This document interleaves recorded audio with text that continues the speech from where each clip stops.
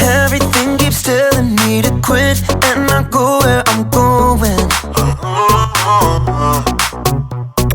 But I'm never ever gonna stop, and there's no sign of slowing. Ooh,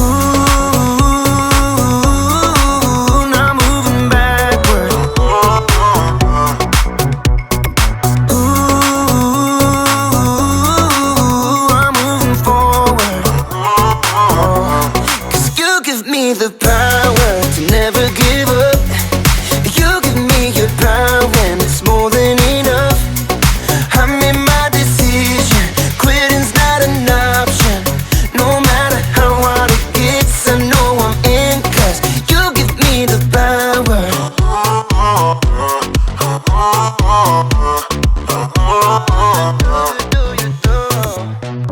I'm committed to your plan, so I'll follow all of my days. Every day you give me strength to follow after your way. 'Cause you give me the power to never give up. You give me your power and it's more than enough. I made my decision, quitting's not an option. No matter how hard it gets, I know I'm in, 'cause you give me the power. Yeah, you give me the power.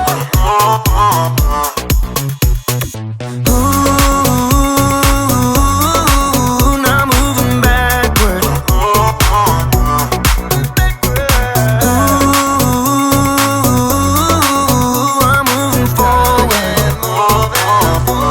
'Cause you give me the power to never give up. You give me your power and it's more than enough. I made my decision, quitting's not an option. No matter how hard it gets, I know I'm in, 'cause you give me the power. Yeah, God gives me the power. You give me the power.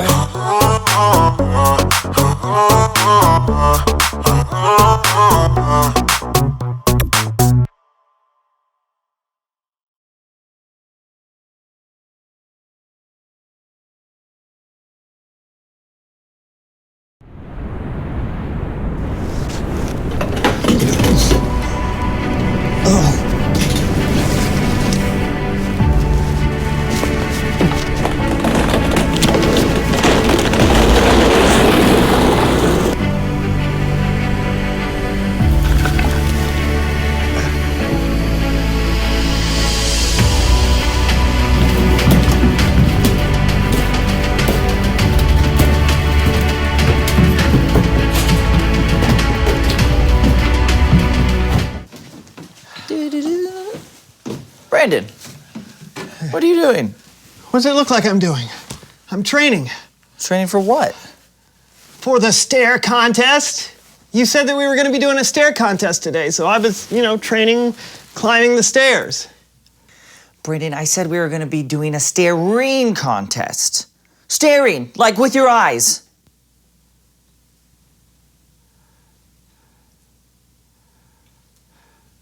Yeah, that makes more sense.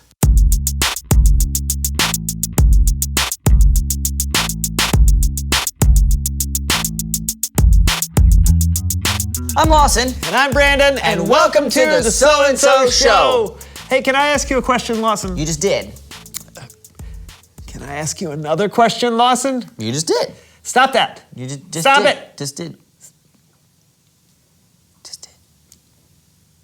Ask your question. Okay. When you think of having grit and toughness, what do you think of? Beef jerky. Okay, I'll give you that, okay. Anything else come to mind? Ooh, my Aunt Lulu. She was a tree logger, toughest person I've ever met. A tree fell on her once, and she just caught it. All right. Nothing else? Sandpaper.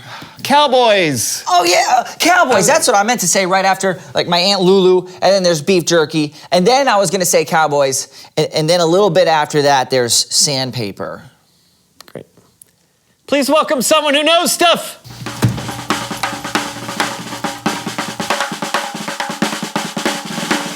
Well, hello, partner. What, I'm just trying to speak the lingo. Yeah. Come on down. Yeah. Please tell us who you are and what you know. Well, my name is Duke Canyon, and I'm a professional cowboy. A real cowboy. Wow, I've never met one before. Why don't you just tell us all the things you have to do, please? Well, you got to get up at sunrise before the cattle call, and the hours are long, but it's a thankless job. Someone's got to do it. We may be in the background, but we are important. You know what I mean. Yeah, I know what you mean. It's true. What would we do without you? You guys help create some of my most favorite things: burgers, steaks, beef jerky. Well, how many other cowboys do you usually work with? Well, it depends on what we're doing. If we're in a cattle ride, could be 30 or 40 of us. If we're in a fight, might be 3 or 4 of us, or maybe 30. A fight? Yeah.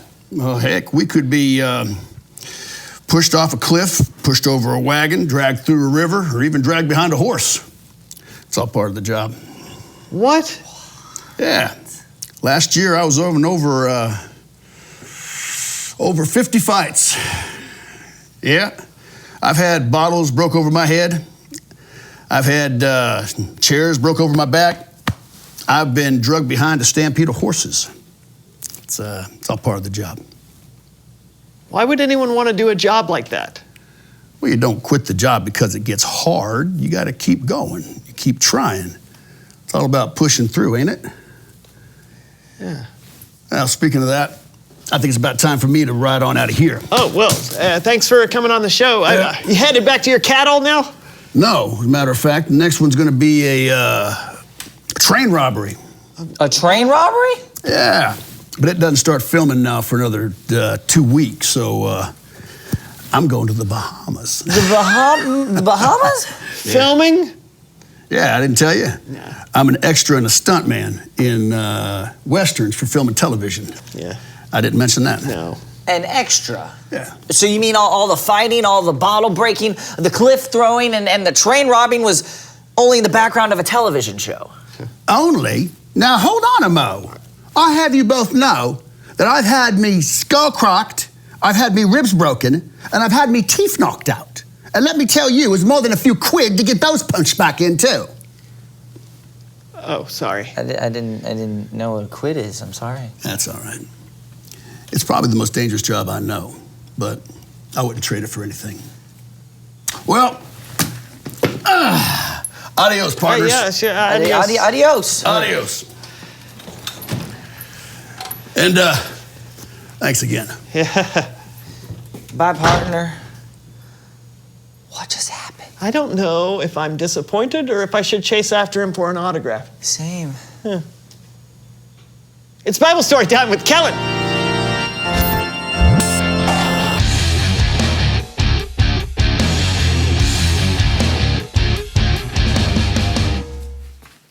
Hey guys, listen, unfortunately something has come up and I can't be with you all today, but don't worry, everything's fine.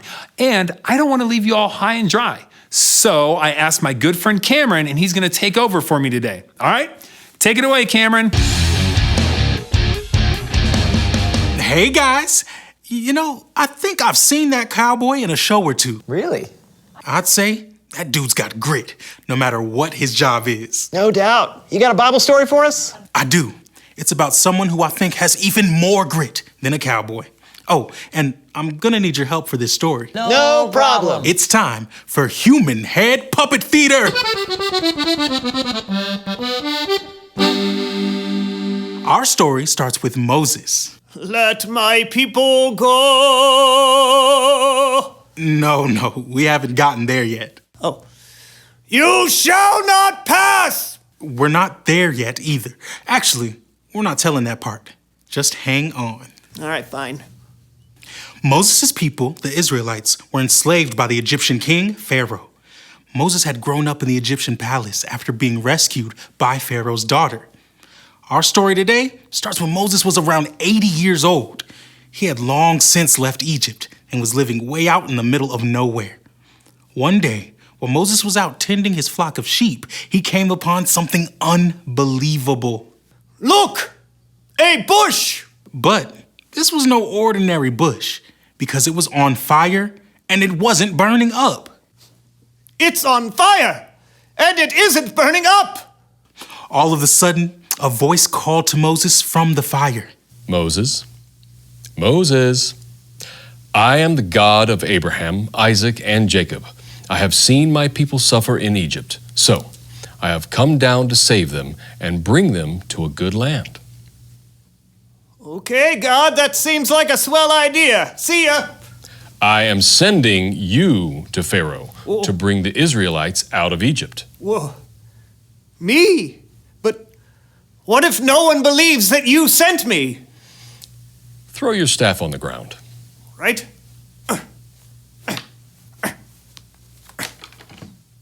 God turned Moses' staff into a snake. Wah! And then back into a staff. Well, that was weird. It was cool, but it was weird. I'm still a little nervous about going back to Egypt. You see, Moses didn't feel like he was the greatest public speaker or the right person for the job and wished God would send someone else. But God knew Moses had it in him, so God promised to help Moses communicate with Pharaoh.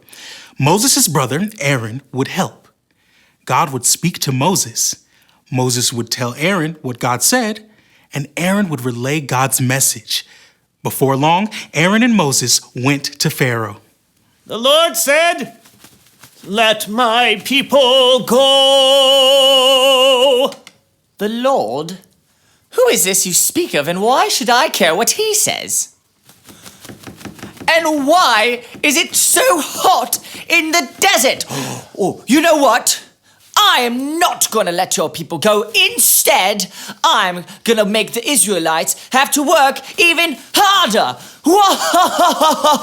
Man, I'm a good Pharaoh. Well, as you can imagine, the Israelites were pretty mad that Moses made things worse for them. And I think it would be safe to say that Moses was pretty upset too, and probably wanted to quit. But with God's help, Moses kept going. He went back to the Pharaoh by the Nile River. The Lord sent me to tell you to let my people go. But you didn't. So this is how you'll know that God ain't playing. I will strike this water with my staff, and the river will turn to blood. Yeah.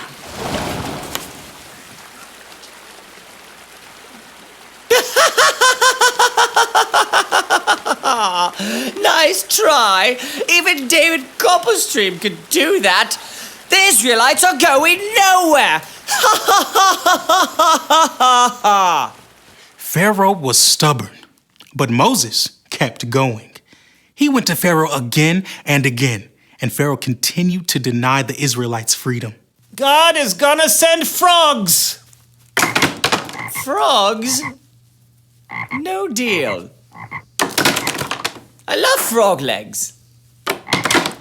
They taste like chicken. Now God's gonna send gnats and flies. Ah.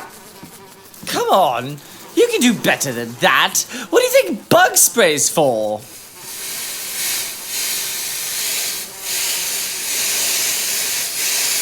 Now all the cows are gonna die. You're gonna get terrible sores. There will be hailstorms.